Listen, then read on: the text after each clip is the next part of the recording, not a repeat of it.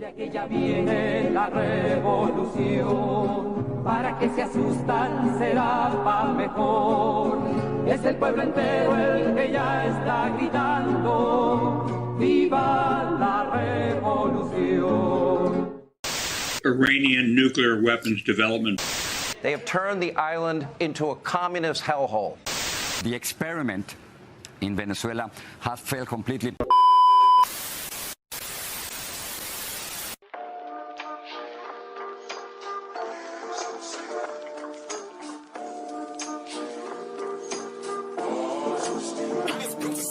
La bestialidad imperialista.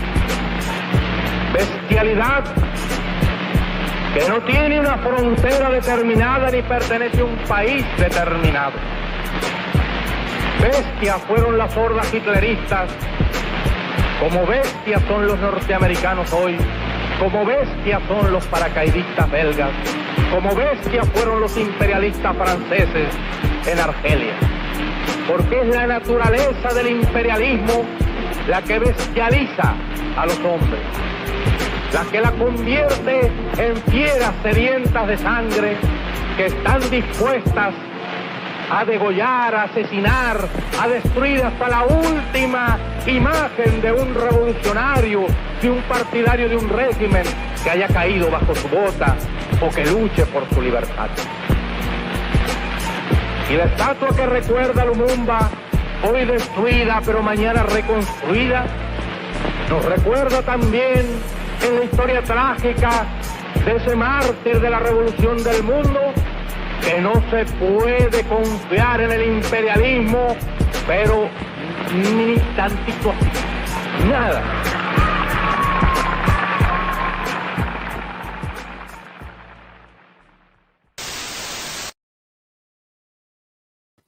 Yo, what's up, everybody? Welcome to episode 33, Unmasking Imperialism, Exposing Imperialist Propaganda in Mainstream Media. No, I am not Illuminati. Episode 33, for those of you who are watching and listening. Shout out to everybody who's watching and listening, by the way. Shout out to Steven Tremino. Shout out to Big Teal. Shout out to Comrade ILL State Fishing. To Sham Isabel. To Falcon General. To Mod.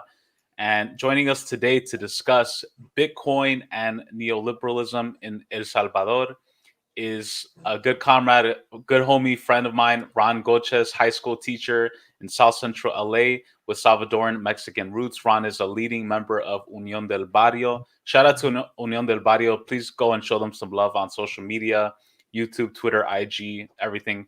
And Unión del Barrio promotes and defends the class interests of La Raza within the current borders of the United States. Unión del Barrio is, for me, in my opinion, one of the best organizations that combine the national struggle of oppressed Black and Brown people in the United States, the quote-unquote United States, with anti-capitalism, anti-imperialism, internationalizing the struggle against racism and all of the systems of oppression. How's it going, Ron? Good, brother. Thank you for the invite. Always happy to be here. No doubt, man. It's great to speak with you. And I'm excited to be able to talk about this. A lot of my followers and listeners have been suggesting about Bitcoin in El Salvador. It's something that unfortunately hasn't been covered or studied sufficiently on the left, especially by the Marxist-Leninist left, the anti-imperialist left, the impact of neoliberalism under Nayib Bukele, who's the president. For those of you who aren't familiar, he is the current president of El Salvador, right-winger. He likes to brand himself as hip and young and cool. But as we're going to go into today, he represents the very same interest. And Steven in the chat, by the way, said, let's roast this hipster dictator comrades. That's a good way of describing Bukele. And right before we started the stream, I was talking with Ron, actually, because in my journey to Nicaragua in March and in July, I traveled twice this year. I stopped twice in El Salvador, in San Salvador, because that's where the layover flight is from LA to Nicaragua.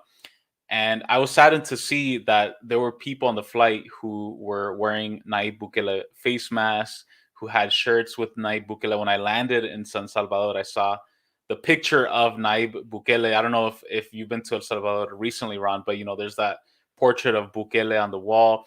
next to it is the small plaque of Shafiq Kandal, a revolutionary, a hero, the FMLN, but then this portrait of Bukele outsizes him. So there's a certain, as we were talking about before, like a culture around Bukele, and the right wing has been promoting this. A lot of the libertarian types, especially with Bitcoin, as we're going to get into in a bit. So before we get into talking about the specifics and also some of the history of revolutionary politics in El Salvador that not a lot of people are aware of, why don't you just give us your overview? Have you been to El Salvador recently? What do you think is the overall impact of Bitcoin in El Salvador today? Yeah, I've been to El Salvador. Well, about a year ago, so before the implementation of Bitcoin as currency in the country. But we were there and talking to the people as they heard about what was happening, and it was interesting to say the least. But I think that it's real interesting. We have to be honest. Bukele, for all of his faults, he enjoys a super high popularity. We have to give credit where credit is due. The man is a master of deception. He's a master of propaganda, of using the media, social media, and mainstream media to bolster his image, and his popularity shows that. So we can't take that away from him. We have to be honest. He has high popularity. At the same time, with that being said, one of the studies from the Universidad Centroamericana shows that 68% of Salvadorans are against Bitcoin being now part of the currency for the country. So the country isn't necessarily in agreement with this, although a lot of people, unfortunately, do support the president, although much of it blind support and not really knowing what he really represents. But that's the reality of it. People support him, but a lot of people don't support this move towards Bitcoin, and there's a lot of confusion about it. So I think this is a great conversation to have today. Yeah, and I wonder, that's a great point, because I noticed that too. I think you're absolutely right. A lot of times people on the left want to try to ignore reality, or I heard somebody say this in Nicaragua once, cover the sun with your finger to pretend like something's not there. And we have to understand reality, right? Scientifically, dialectically, understand what are the trends, how are people reacting to certain politicians, and how can we on the left move that energy in a revolutionary direction? Because it's not a bad thing to have a hero or somebody that people admires, but unfortunately, when it's somebody like Bukele or somebody on the right wing, then it moves it in a very problematic, reactionary direction. So I think I totally agree with you. We have to really study that. And I also, before getting into talking about the specifics of Bitcoin in El Salvador today, I want to give some historical overview. I think you're probably one of the best people out there who has done presentations and discussions about the history of El Salvador from a socialist revolutionary perspective in English, right? Because people have to remember that El Salvador historically is one of the poorest countries in Latin America and the Caribbean, very small population. A lot of the traditions of El Salvador, of the elders, the revolutionary elders, have been passed orally, right, vocally, and not a lot is written or in English that's available and accessible to the next generation. And so it's important to pass on that knowledge and history. So I want to play a clip from, I'm sure you've seen this documentary, Ron. It's called In the Name of the People. This is a short clip from that documentary, giving a perspective of some of the history of El Salvador, some of the people involved in the revolutionary movement. There are people who aren't even familiar with the fact that there was a revolutionary armed struggle in El Salvador. So this is a clip from that, and then we can get your take on history of Salvadoran socialism so that we can compare that to what's going on today. His name is Magdaleno, and at age 61, he is the oldest guerrilla in Wasapa.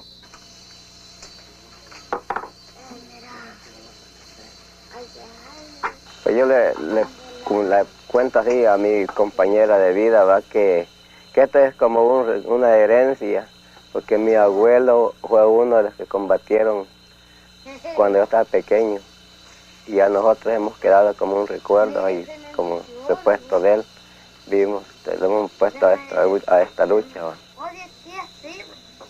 Y me incorporé a la lucha que tenemos del pueblo por la injusticia que estaban viendo, pues, ¿va? Que no alcanzamos a sostener a nuestros hijos, ni con alimentación, cuanto en vestuario, darles educación. Entonces yo fui donde Monseñor a catedral y le platiqué que sí sería injusto incorporarse a la lucha del pueblo. Entonces me dijo él que no era delito porque según me encontrara, si estaba necesitado, con hambre, muriéndome de hambre y dejando morir de hambre a mis hijos, no era delito, porque el campesino estaba viendo que estaba pues oprimido. Entonces de eso pues me incorporé a la lucha. When the guerrillas began organizing the peasants here in 1980, they continued the work of Catholic priests who first inspired the peasants to form agricultural cooperatives. Today in the villages of Wasapa, lay ministers celebrate Mass for the predominantly Catholic population. The priests who once organized the peasants were assassinated by right-wing death squads and government troops.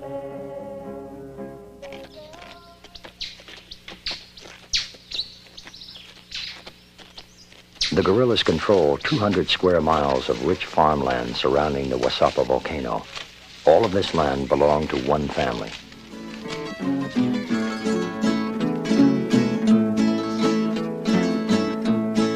Soy guerrillero que vengo a mi pueblo a liberar. Now the guerrillas have taken over this area and have organized agricultural collectives, schools, and clinics for the 10,000 people who live here. Revolución o muerte. Beautiful scenery of El Salvador in the 70s, 80s, resisting capitalism, imperialism, right-wing government. At a certain point, the FMLN, the Frente Farondo Martí para la Liberación Nacional, the Liberation Front, controlled, I think, like over 70 or 80% of the population, the area of El Salvador. Really inspiring stuff. So there is a tradition of resistance to capitalism and imperialism in El Salvador that continues today against Bitcoin. But Ron, why don't you give us an overview of some of that history, a crash course, if you will, on revolutionary politics in El Salvador? Yeah, I mean that clip right there is one of my favorite documentaries. If you all haven't checked that out, In the Name of the People, it's a great documentary. You definitely have to check that out. I'm pretty sure it's even on YouTube. But the history in El Salvador is a long history, and it depends on how far back we want to go. Whether it's Mayan times fighting against the invaders from Spain, or the more contemporary within the last 100 years or so. When we talk about even the 1932 uprisings, the indigenous uprisings against the dictatorship of that time in the country, that sadly eventually led to the massacre of over 20 to 30,000 indigenous people. And since that time, the struggle in El Salvador has been a struggle with class analysis. In 1932, that's not too much after the Soviet Union, of course, in their revolution, then the Mexican Revolution. And then we see in that context with Sandino in Nicaragua, El Salvador having their revolution, it's a revolution of class character, where the oppressed, the peasantry, the poorest of the poor, decided that there was no other way to fight but to take up armed struggle. And so in 32, that was when Farabundo Martí and many other leaders were going to take up arms to fight and to take out the government at that time. Unfortunately, that was there was a snitch, there was a rat in the group, I guess, and the word got out, and unfortunately that led, like I said, to basically a genocide of all people who even looked like an Indio. To quote the dictator at the time, Martinez. So that led to the context is that people realized that there was no other way to struggle other than armed struggle, and that goes all the way up until the 60s and 70s in El Salvador, where the labor movement, the unions, they themselves started to get armed because they realized that even just having a march through the city in San Salvador would lead to really brutal repression that led to the deaths of many people. And so by the late 70s, guerrilla movements were forming and were becoming much stronger in the country. Of course, with the victory of the Sandinistas in Nicaragua, that was a major inspiration for the revolutionary movement in El Salvador, and always the shining example of Cuba, at the forefront. So that is what really that's the context in which the FMLN is born in 1980. And so when I think of El Salvador, and when I think of how proud I am to be Salvadoran, and how proud I am of the revolutionary movement, I think of the comrades like in that video that we just saw, people who were real, true believers of building a different society, of real socialism, of revolution, an anti-imperialist revolution. And so that the war that was fought in El Salvador from 1980 to 1992 was under those ideals, and the people who struggled, fought tooth and nail for revolution. And many comrades were lost, and many civilians were lost. Definitely over 80,000 people were lost in that war. That was really a war that lasted 12 years, simply and only because of the U.S. financing of the Salvadoran military. That conflict would have been over soon, and El Salvador, the revolution would have triumphed in El Salvador like it did in Cuba or Nicaragua or Vietnam or many other places. But if not for the U.S. funding and training of the death squads and the Salvadoran military, that prolonged the war, and eventually it ended in basically a stalemate where the revolution wasn't able to triumph, at least through armed struggle. And since then, what we know of as the FMLN, like we saw in the video, has unfortunately changed to something that's very, very different today. Not the same revolutionary socialist, ideology. And leading up to today's discussion, the truth is that Bukele, even in 2004, 5, 9, in those years when the FMLN was still running to take power for the first time, someone like Bukele would have had no chance, no way at all, to win presidential elections. And I say that only to mark the fact that Bukele comes in the context of the people being totally tired of right wing, arena governments. And then, fast forwarding some time, it's a painful thing that we have to discuss and to admit. But the left taking over in El Salvador uh, was a huge disappointment. It's not what the Yeah. people fought for in the 80s. It's not what our comrades died for in the 80s. It was something that became very, very different. It's not what Shafiq wanted, before his passing. And so the disillusionment of the people of the right, obviously, because of the repression that they suffered through many years of the right, but the disillusionment of the left. And when the left finally takes over and had back-to-back presidencies, um, and seeing really no substantial changes, that opens the door for someone, a young, intelligent person like Bukele, who was able to capitalize. And I can't think of a better word than that. Capitalize is capitalist, and basically say, look, I'm not a right winger, I'm not a left winger. Support me because I'm neither one of those. And the people are so disillusioned with both of those sides that this is how he comes into power. So I don't think it's because he's so great. It's just because of the failure of obviously the right wing, but then also the sad failure of the left in El Salvador. And I don't mean the left that's like a forever failure. I just think that what they have now is something very different from what is now rebuilding in the youth in El Salvador. But I think that's a different discussion for later. Oh man, that's such a great point about the people, the opportunists who say I'm neither left nor right. That happens a lot in Honduras as well, where my family's from, where you have a disillusionment with the right wing. Obviously, it's so obvious the right wing has destroyed the country. But then there are people who have damaged, opportunists who have been allowed to flounder within left wing circles. Somebody like Mauricio Funes in the FMLN, who wasn't even necessarily a lifelong militant or anything like that. He just kind of positioned himself, snaked his way into that position. And now he represents the quote unquote left. So then the optics of that is like, oh, both the left and the right are corrupt. Everybody's corrupt. Trust no party, trust no government, only individuals. And I think that's exactly right.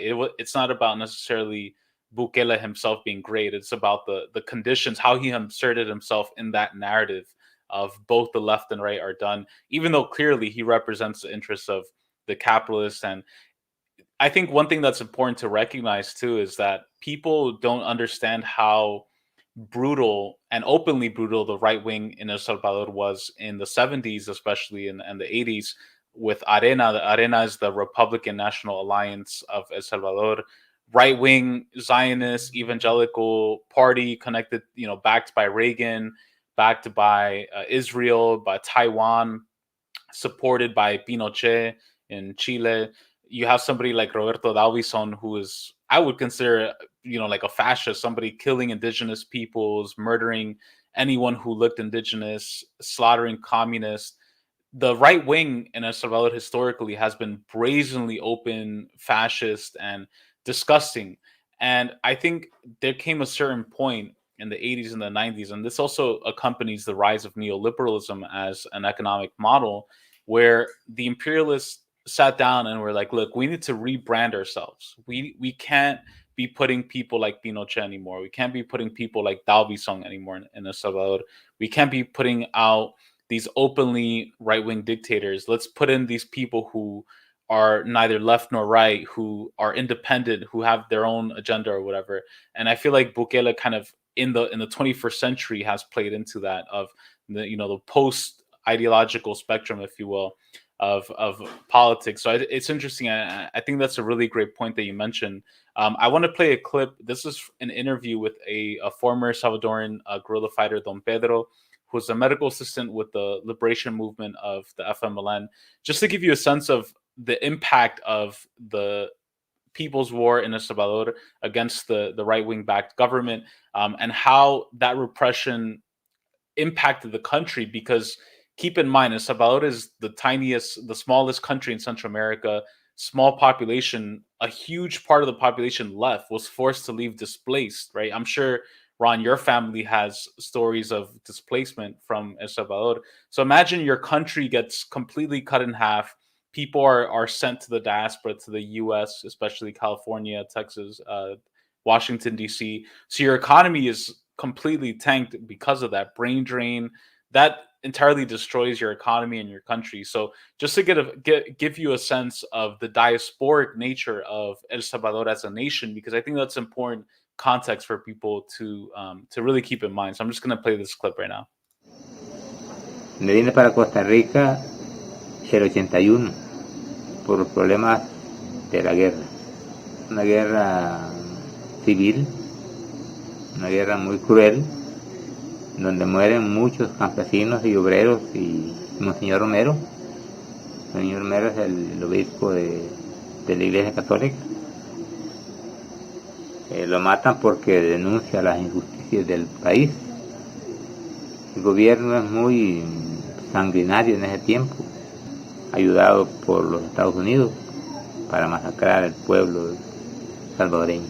Las injusticias que hay de un pueblo que sufre por un gobierno que quiere acaparar todo su riqueza, no quiere compartir con el pueblo organizado, y cuando el pueblo le exige al gobierno justicia, lo que responde es con violencia. Pues la violencia nace del mismo gobierno, el pueblo se defiende y ahí inicia la guerra.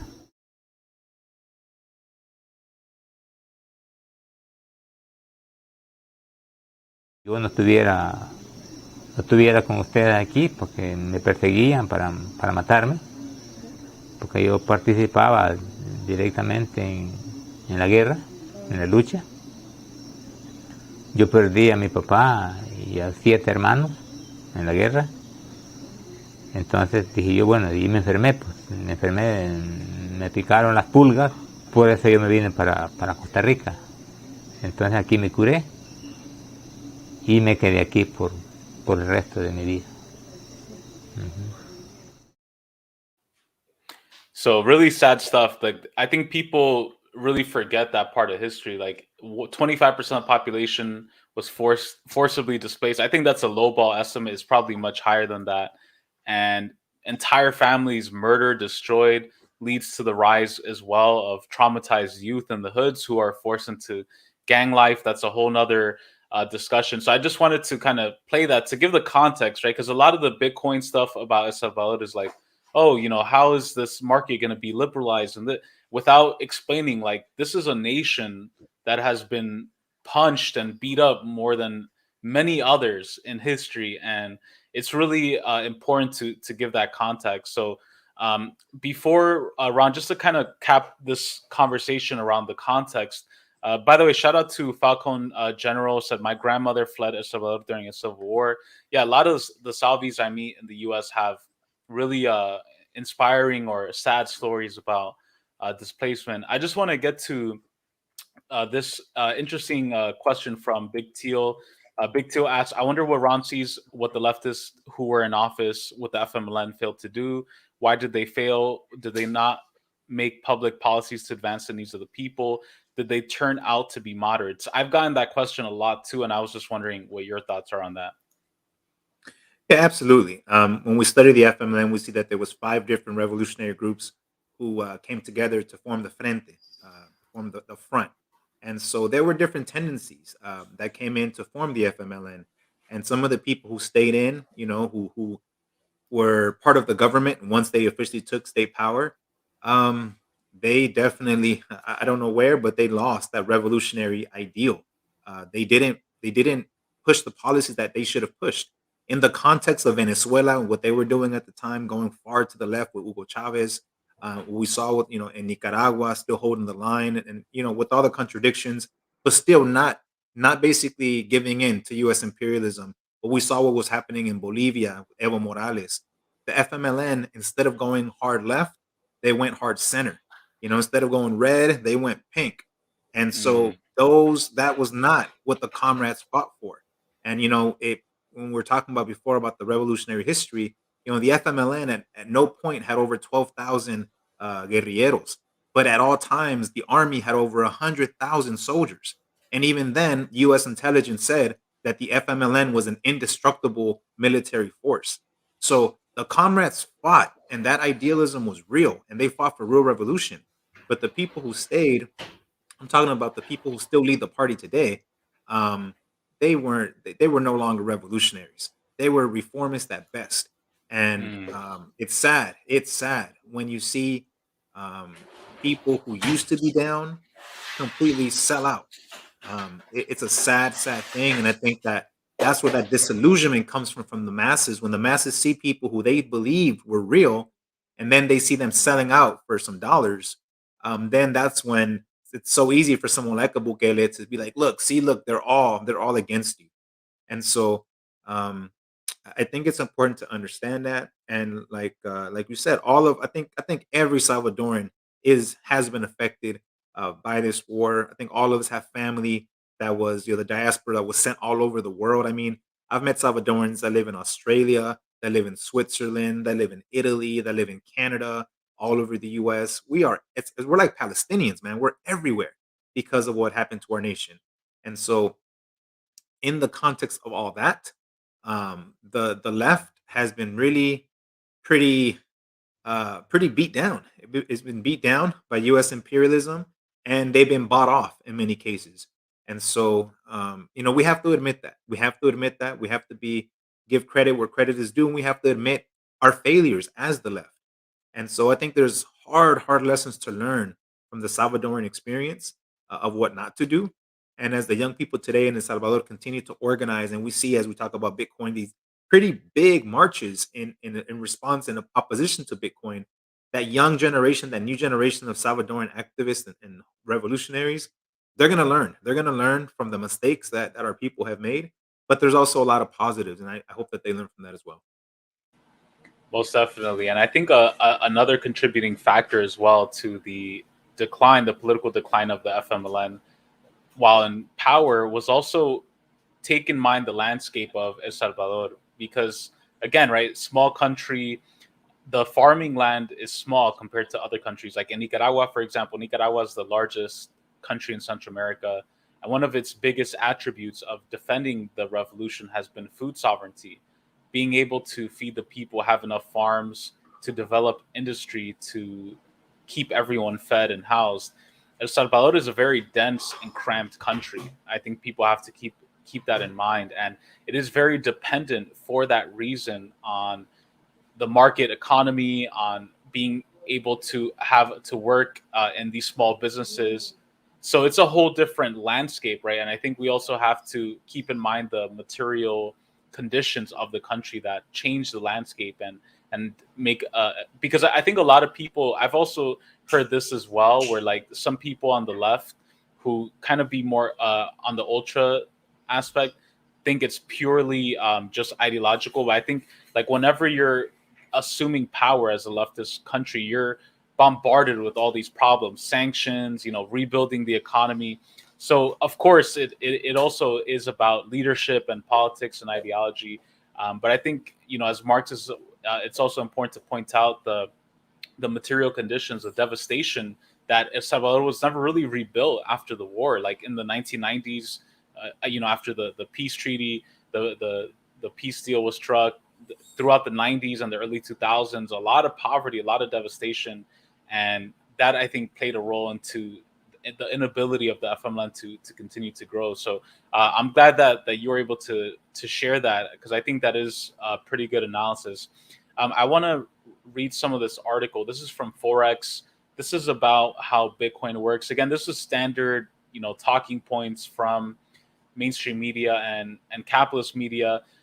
Just to give you some background on what exactly Bitcoin is, to be 100% with you, Ron, and everybody watching and listening, I'm not even sure 100% what Bitcoin is. I'm still struggling to really understand it. And I'm approaching this from a layman's perspective of understanding economics and all this. But basically, Bitcoin, it says, as the world's first and most popular cryptocurrency, Bitcoin eclipses all others when it comes to public usage and recognition, market capitalization, and trading volume. Bitcoin pioneered the cryptocurrency space and for now remains the standard by which others are measured. The payment aspect of Bitcoin has continued to grow at a brisk pace since its 2009 inception, as both individuals and institutions have increasingly come to view the cryptocurrency as an accepted method for executing payment transactions. This is one of the key points right here. Bitcoin is a decentralized currency, which means it is entirely digital and disconnected from any government or central bank. So take that any way, if you will. If you're on the left and the right, it's decentralized, disconnected from government and the central bank. As a decentralized currency that is entirely digital and disconnected from any government or central bank, Bitcoin has several key characteristics. It utilizes a worldwide network of encrypted peer-to-peer transactions that are verified and securely recorded in a, quote, blockchain, which is a digital public transaction ledger devoid of any central authority. All confirmed and verified Bitcoin transactions are included in this blockchain. Bitcoins are created through a process called, quote, mining. And I think I saw an article just this week about Bitcoin mining in El Salvador using volcanic energy or something like that. So they're even trying to give it a eco-capitalist branding, which uses computer processing capacity to form units of the cryptocurrency. In order to add new Bitcoins into the global network, miners must follow strict cryptocurrency rules specified by the system. Digital wallets are used to store Bitcoin credentials for each user and enable users to store, transfer, and spend their currency, at which point these transactions are recorded in the blockchain. Bitcoin wallets use secured, quote, private keys, which are used to sign and provide proof of transactions. Bitcoin utilizes a worldwide network of encrypted peer-to-peer transactions. Here's a diagram that more or less explains it. So a lot of technical terms, just this last paragraph, but the most rapid growth for Bitcoin has developed in its use as a globally traded financial asset. Bitcoin's unprecedented appreciation in value over the relatively short period of its history, especially in recent months, has been responsible for generating profits for many early adopters of the cryptocurrency. So a lot of jargon and terminology. I'm still learning about this myself, honestly. I've been trying to listen to podcasts that explain it.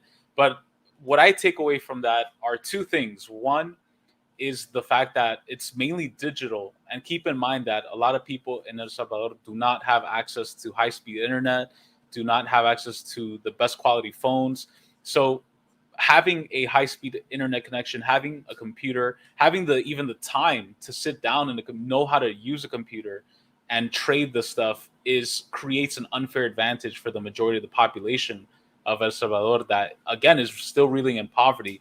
The second thing that I took from this explanation of Bitcoin is the fact that it's decentralized, deconnected from the government, which for anarchists and people of that strain and the libertarian right is a good thing, but that also means that you have private interests doing some really shady shit, right? And it touches back on this concept of neoliberalism, the invisible hand, right? That the best government is no government, that the government is the source of all problems, that if we just privatize everything, all of the solutions of poverty would come to play. So we see this coalescence of the libertarian right, people who are against governments, and I'm for a revolutionary socialist government, a centralized government that provides for the people, that allocates resources, according to that gives jobs according to people's abilities and gives resources according to people's needs. But Bitcoin falls in line with the sort of libertarian mindset of privatize everything, the government sucks, and if you have high-speed internet and financial literacy, then you're in an advantage. So for me, overall, I see this as a setup for wealthy, rich investors to come to El Salvador, work remotely, fuck over the economy, exploit the economy, and brand it as financial freedom. I don't know, Ron, what you think about this. As we're reading the breakdown of what is Bitcoin, I'm thinking if you and I, people are pretty decently smart guys, some level of formal education, and we're barely trying to wrap our heads around this. Now imagine, the campesinos, the señoras selling the pupusas, Right. on the street. How in the hell are most people are going to understand any of this stuff? And the obvious answer is that they're not. And that's not to put down my people. It's just that it's just a pretty complicated thing that most people, even here in the United States, who probably own Bitcoin, don't know how this stuff works. And so bringing in something that the majority of the population can understand and making that legal currency is irresponsible at best. And I think it's like criminal. The reason being is that when we look at something like Bitcoin, where, if someone makes a pretty decent living, you have, pretty decent reserve in your bank account, and you can afford to basically gamble by buying some Bitcoin, you can afford to lose it basically, because that's if you're going to buy it, you can afford to lose it. Let's say Bitcoin drops a little bit, drops 5%, 10%, even 20%. It's not gonna break your bank. You're not gonna go homeless, or if it comes up in price, great, you'll make a couple bucks. But that's money you can kind of play with. But someone who's living day to day, who needs that dollar that they just made from that pupusa, they need it now. They need it immediately to pay the rent, to buy food, or whatever it may be. This is not a viable way for people to improve their economy. Just to give you an idea, for folks who may not know, we're looking at something like 25% of Salvadoran people in El Salvador make less than $5.50 a day. So, like, how much Bitcoin can you buy when Right. you're making about $5 a day? On top of that, to have Bitcoin, as you mentioned, you have to have fast, speed internet. You have to have a smartphone, or at least, a laptop with, internet connection. 70% of Salvadorans don't have any bank accounts. So by default, how in the world are you going to have the capacity to purchase or use Bitcoin? So that doesn't make any sense at all. I jokingly mentioned to one of my neighbors, a Salvadoran guy who was going to go to El Salvador, and I said, "Hey, make sure you buy your Bitcoin." I was like, "O si no, no va a poder comprar pupusas. You're not going to be able to buy any pupusas over there." And he just laughed it off. And he's a Bukele supporter. And even he knows, he's like, yeah, this is stupid. This is stupid that they've done this. So as I mentioned, while Bukele does enjoy high popularity ratings, his Bitcoin experiment, and let's be very clear, that's what this is. It's an experiment, is not that popular. And in the middle of an international pandemic, when people and the economy has been really devastated even more, this just seems like I don't want to say a cheap gimmick, because that kind of cheapens the whole thing, but a very risky and dangerous gimmick that puts people's livelihoods really in danger, in jeopardy. Because, if you're someone who's making $5 a day, so you're making $25 a week, and let's just say the person does buy Bitcoin, and there's a big drop that week in the Bitcoin prices, you may not be able to pay rent. You may not be able to pay for the groceries that your family needs. So this is really, it's a really dangerous endeavor. I think that Bukele has used this in a very intelligent way. I would say in a very Trump-like way to cover up the fact that, how Trump was.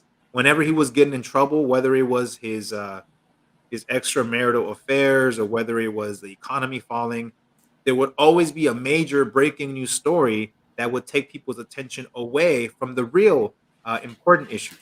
And so, what people maybe don't remember, for example, on February 9th, 2020, when Bukele ordered the military to literally invade, well, there would be like the Congress of that country, and to basically impose themselves and intimidate the lawmakers there into forcing them to increase the military and the police budget.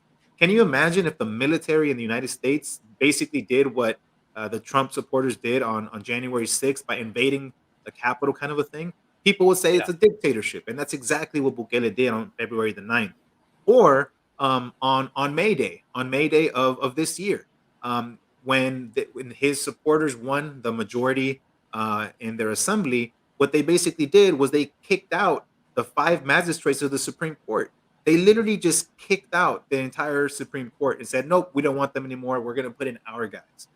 In what kind of society can you just remove the Supreme Court and still try to call yourself any type of democratic system? And so this is the real Bukele. And the fact that people support this, again, sadly speaks to the failures of the left and obviously of the right. And so they are seeing him as a superhero that fights against both sides, and therefore they should support him because that somehow automatically makes him popular.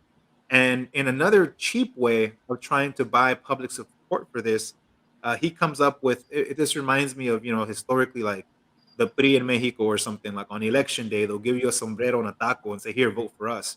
Or in El Salvador, here, we'll give you some pupusas or whatnot, and here, vote for us.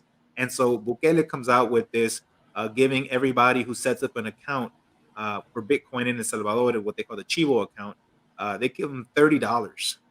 $30. Like, what are you going to do with $30? Nothing. But that was their cheapest way of trying to convince the people to literally buy over the people to support this. So this is so bad that even the capitalists, the IMF, has not supported this. That's how bad this is. The IMF that always tries to support any type of country that will do something to destroy their own country, but even the IMF isn't supporting this one this time. So it's a huge problem.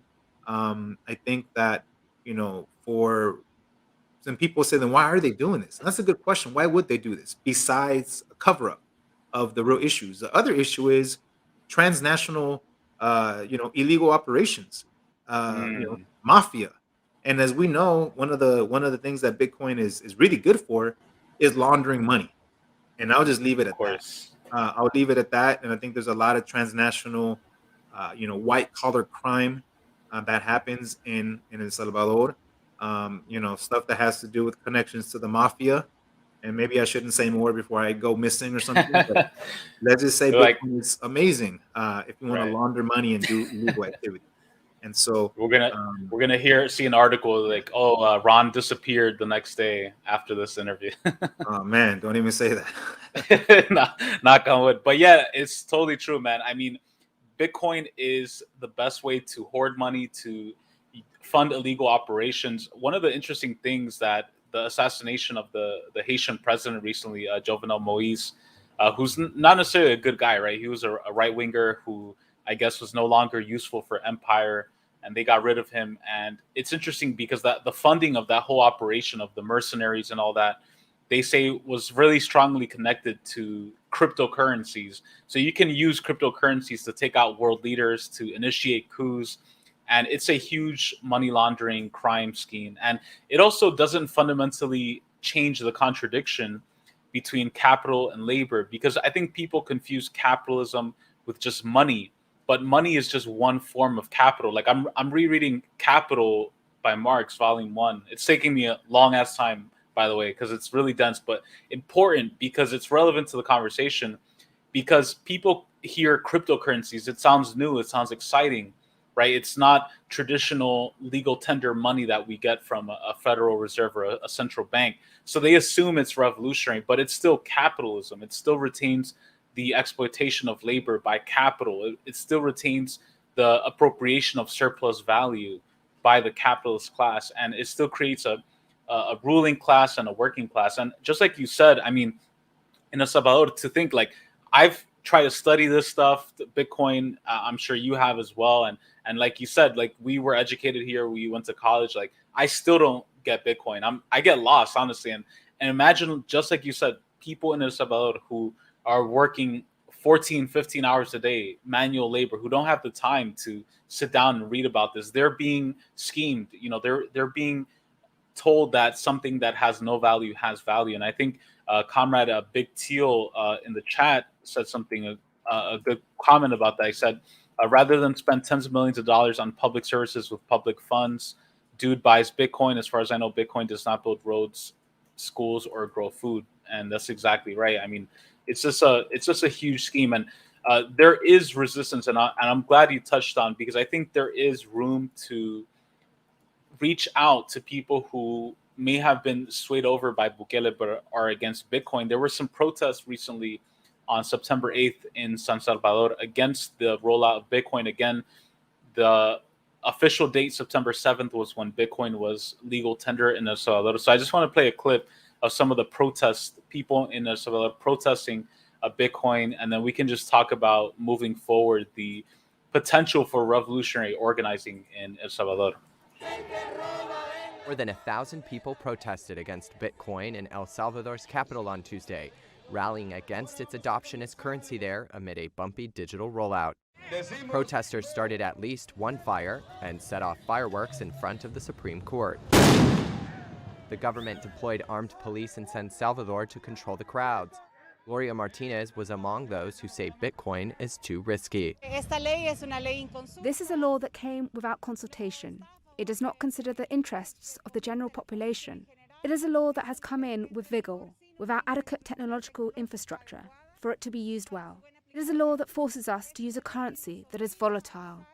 Polls show many Salvadorans agree that Bitcoin is not stable enough, and it may not have helped proponents when earlier on Tuesday, those interested in downloading the Bitcoin digital wallet called Chivo found it was unavailable on popular app stores. The country's president, Nayib Bukele, tweeted out to companies like Apple to stock the app, and Huawei later did. The app proved unable to cope with user registrations, so it was unplugged in order to increase its capacity.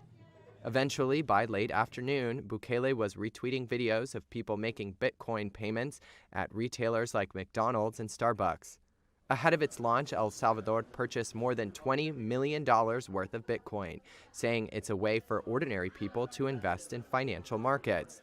Even still, the poorest may struggle to access the tech needed to make Bitcoin work, in a country where nearly half the population has no internet access, and many more with spotty connectivity. Just hearing that, it infuriates me to know how they're screwing people over.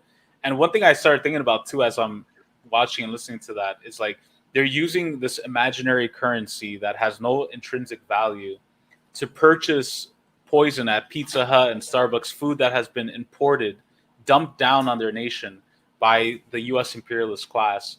That's literally killing people. I mean, we're seeing the rise of diseases, diabetes, heart disease, that we haven't seen in years past in all over the global south. The food imperialism, as some people call it, right? How the wealthy imperialists get the nice healthy food, but then poor working class people, both in the US and around the world, are forced to eat poison. And they're using this fake digital currency that who knows if it'll even have value in the future to buy that. So just so many levels, right? And this is the connection of neoliberalism and Bitcoin. So I wanted to ask you, Ron, like, given all that, what do you think, where do you find hope in terms of revolutionary organizing in El Salvador, and especially against neoliberalism? And where do you think the base of the new wave of revolutionary momentum will be? Young people. That's my only hope, man. Young people, because as we were watching the clip just now, it was a quick little scene. I don't know if y'all caught it. It said Bukele Marero, Bukele like a gangster. Yep. And he is a gangster. He's just, a capitalist gangster who serves the interest of the elite capitalist class. And so I think the hope is that in time, our people in El Salvador are going to see through the veneer of, the shiny clothing, the slick talk, all this hipsterism that he uses to, social media and stuff to make himself look better. I think the people are going to see through all that, and eventually this social experiment it's gonna flop. And people who are supporters of Bukele today are going to realize that he's a right winger. He's just saying it in nicer words. But little by little, I think the majority of people are going to see this, and I think the young people, like in any society, in any time period, the young people are always going to be the ones who are going to take up the struggle. So while we talked about a little bit about the history of El Salvador and some of the positives and some of the negatives, I think that new chapter in our history is being written as we speak. And I think Bukele is going to eventually unmask himself, unmasking imperialism, and the people will see that and the people will fight that.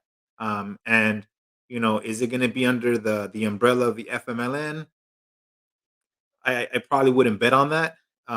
But I think the struggle is building, the struggle is coming, and we see people taken to the streets, even though, and this is really inspiring to me, even though they know that the majority of the people right now still support Bukele, they're still taken to the streets. They still haven't lost hope. They haven't lost faith. They're going to continue to struggle. They're going to continue to organize and hopefully build something new that will one day be able to change the reality in El Salvador. With that being said, like, it's not that I'm trying to bash the FMLN. I'm definitely not saying I'm against the concept of a revolutionary party. That's not what I'm saying.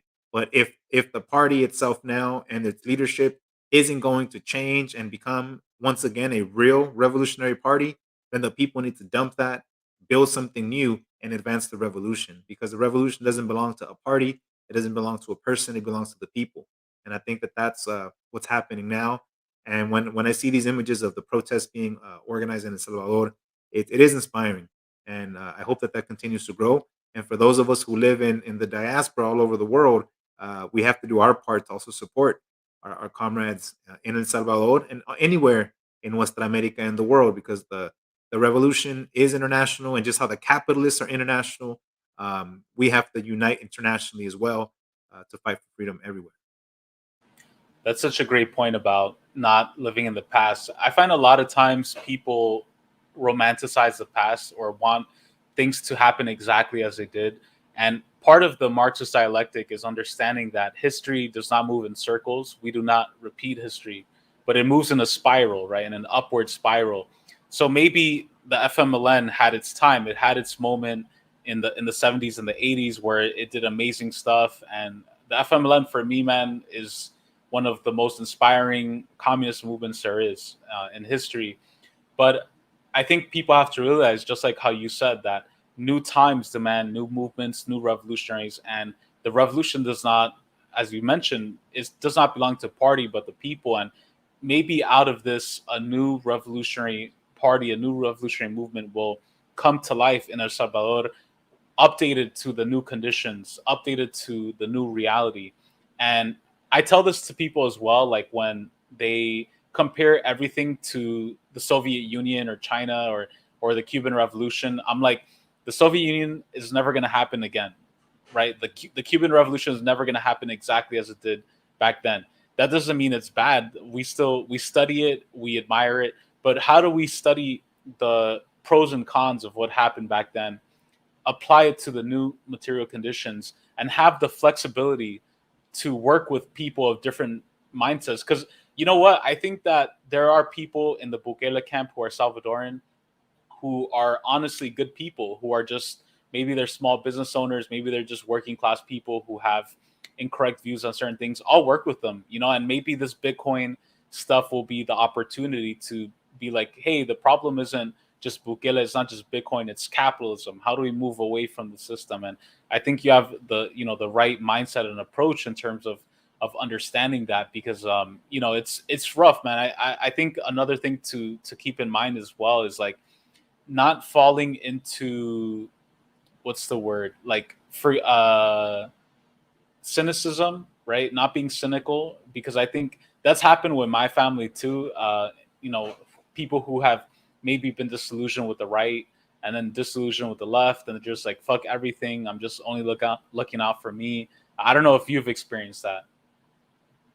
I mean, not personally, like not me and my ideological views, Right. but obviously around us, we see that all the time. And I think that, here in Los Angeles, we're seeing these quote unquote progressive leaders of the Democratic Party all of them are under investigation or getting arrested for corruption.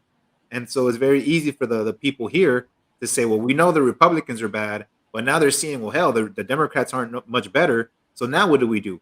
And I think that's where it's the role of revolutionaries to provide that viable third alternative. And that's revolutionary politics. And that's what we have to build here. And that's what we have to build in El Salvador and anywhere else, because that is our historic responsibility to build that. And, you know, when you were mentioning in terms of like the cynicism or even being against the right wing and the left wing, you know, we can't just throw everything out, you know, as a you know, a real mark of a real revolutionary communist is, you know, being dialectically material and understanding the material conditions of today aren't exactly like you said, not like the Soviet Union. It's not like the Sierra Maestra in Cuba. We have something very different here, but we have to be able to learn, to study, to see what's happening now around the world, call out what needs to be called out, like these fake populist leaders like Bukele and El Salvador, and to build something here and abroad. Because I really believe, you know, the comrades in El Salvador or anywhere else can't really fully achieve victory if we're not doing our part here. And while imperialism exists anywhere and lives anywhere, it's still a threat to anybody and everywhere in the world. And so while the comrades have to struggle against Bukele over there, we have to struggle right here against Biden. And he's our neoliberal. And so the struggles are connected. Biden is neither young nor slick nor cool like Bukele, but Right. we have our role to fight here. It was easy when it was Trump because almost everyone hated him, but now the left falls asleep. And you know, a lot of the times when the Democrats come into power, the left falls asleep and they think, oh well, at least it's not as bad. But you know, our work is so important here because those of us who organize here within the belly of the beast have to do everything we can to expose what's happening in, you know, in Nuestra America.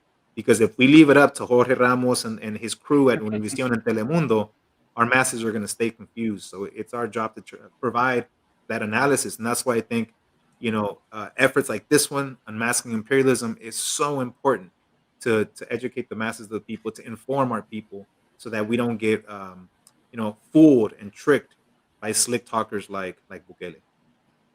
He's literally a slick talker too. Like his hair is slicked back. He's just like the definition of a corrupt politician trying to sell you a fucked up used car that doesn't even work. And it's really disgusting. And well said. I think the connection with the Democrats and the Republicans, tying it to the U.S. is really important as well, because just like you said, people fell asleep once Biden came in. They were like, oh, you know, Trump was the main threat. He was evil. And now Biden's doing all these great things, even though he's continuing the same policies, still kids being detained at the concentration camps at the border, family, the same policies are still going on. So I'm glad that you brought that up. Just to kind of wrap up, Ron, and it's been a real pleasure and honor speaking with you as always. Just to close, why don't you tell us about some of the work that you've been involved with? Maybe just introduce people to Unión del Barrio, how people can follow and support Unión del Barrio, and anything that y'all are working on. Sure. Thank you for that opportunity. So Unión del Barrio, it's a political organization here in California, started in 1980, so kind of around the same time as the revolutionary movement in El Salvador, actually. And so the work that we do, we're a socialist organization. A lot of the work that we do is anti-imperialist, anti-capitalist, but a lot of the work that we do is here locally. So we've been trying to organize at least in the LA area, in South Central LA, on the East Side, Boyle Heights, East LA. You know, whether it's fighting against police brutality. You may have heard about the police explosion, the fireworks explosion here in South Central LA. The police detonated a massive explosion that damaged dozens of homes and injured many, many people. We've been organizing with the people there. We've been organizing for ethnic studies. A lot of the work that we do has been inspired by a lot of the revolutionary movements that we discussed today. You know, a lot of us come from these countries in Nuestra America. So we come with that history of struggle, of revolution, and we're trying to build that right here in the belly of the beast. And some people might say, well, man, like that ain't never going to happen. But you know what?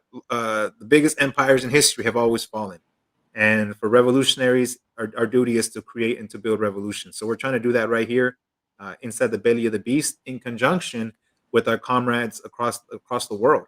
And so that's why we do have ties with revolutionary movements in Nuestra America and beyond. And we're trying to do everything that we can to build for revolution. I don't know if I'm going to see that in my lifetime, but I'm going to work as hard as I can to make sure that it comes as soon as possible, even if my eyes never see it. I want to build that new society. I want to build a better society so that humanity can actually survive and not, as Fidel said, not be the first species to commit species suicide, which is what we're doing by destroying Mother Earth, man. So, if you want more information about our organization, look us up, Unión del Barrio on Facebook, on Twitter, Instagram, all that stuff, YouTube, uniondelbarrio.org. Yeah, if anybody wants to get involved, uniondelbarrio.org is up on the chat.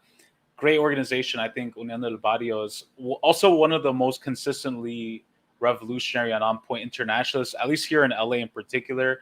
At all of the demonstrations against imperialist war on countries that are not even quote-unquote trendy to defend, right? Like, it's not trendy in the liberal left to defend Iran, to defend Palestine, to defend Cuba, Syria. Unión del Barrio is there, very international. So I have mad respect for Unión del Barrio in that regard, because a lot of times people are scared to show out and defend nations that are not getting the best coverage of mainstream media. So I have mad respect for Unión del Barrio. So if you want to get involved, there's the website right there, uniondelbarrio.org.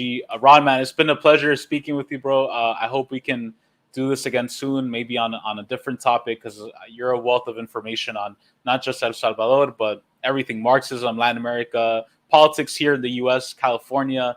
So that's a whole nother discussion. Again, Ron is a high school teacher in South Central LA with Salvadoran and Mexican roots, leading member of Unión del Barrio, which promotes and defends the class interests of La Raza within the current borders of the United States. Peace out, Ron. I hope you have a great weekend, bro. And we're going to go out to some Ali Primera, Sombrero Azul, which he performed 1983 in Managua, Nicaragua. I had the honor of actually visiting the Plaza de la Revolución Sandinista, where Ali Primera played this historic song for the Salvadoran people, Sombrero Azul. Peace out, Ron. Take care. Right. Have a great weekend, man. Thank you, comrade. Take care. Peace.